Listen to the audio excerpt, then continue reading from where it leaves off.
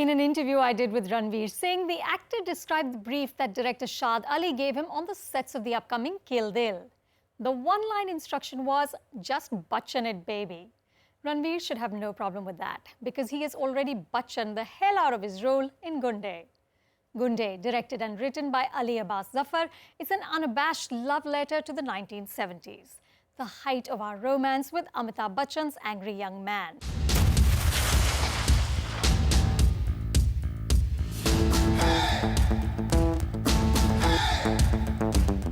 A time when heroes, even if they were criminals, were honorable men, when friendship was bigger than love, when the system was always the biggest criminal. Though the story is set in the 1980s, Zafar recreates a classic 70s vibe with punchy dialogue-bazi. आज जो कोयले से भरी इस train को लेकर निकल गया, ट्रेन भी उसकी और कोयले का ये धंधा भी उसका. Scenes designed to make you applaud and a relentless background score by Julius Packiam that underlines every beat just in case you missed a high note. Gunday is all slow motion and swagger, with nods to Diwar, Sholay, Kala Patthar and sprinkles of John Woo's Doves and Butch Cassidy and the Sundance Kid. This masala mix works for the first half.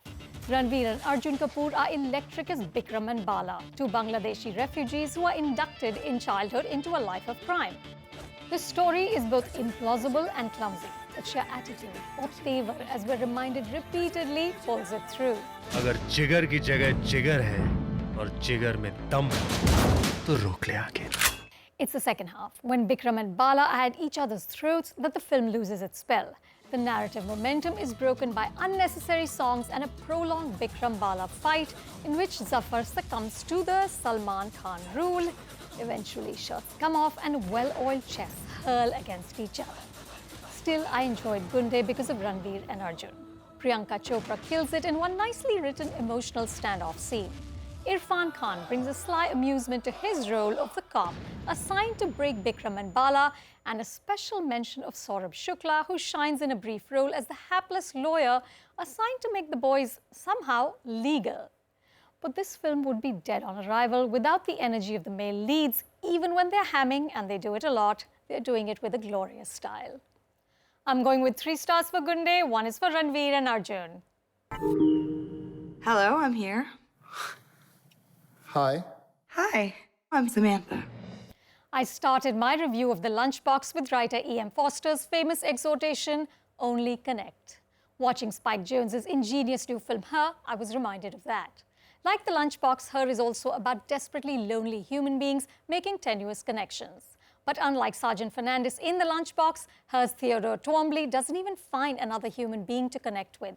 He slowly and inexorably falls in love with his computer operating system, Samantha. The film's genius is that this doesn't seem at all implausible. Jones creates a perfectly realized futuristic Los Angeles in which Twombly, broken-hearted after a separation, lives. Twombly, played by the brilliant Joaquin Phoenix, is odd, awkward, unspeakably sad. Samantha, voiced by Scarlett Johansson, is his virtual companion. Good morning, Theodore. Morning. You have a meeting in 5 minutes. You want to try getting out of bed? You're too funny. Okay, good, I'm funny. She cleans up his hard drive, organizes his appointments, and makes him laugh. She becomes his soulmate without a soul. He takes her through his earpiece on dinner dates and walks. You hope that somehow this man and this lovely piece of technology will live happily ever after. Can you feel me with you right now? I've never loved anyone the way I love you. Me too. Her has a profound melancholy. It directly speaks to our harried technology-soaked lives and our many selves who are at once virtually overconnected and yet emotionally unmoored. In places, this film feels long and stretched, but it shifts something within you. When Theodore's love affair ends, as it must, I cried. Go see Her, if only to see the miracle of Scarlett Johansson creating a full-bodied, 3-dimensional character using just her voice. I'm going with 4 stars.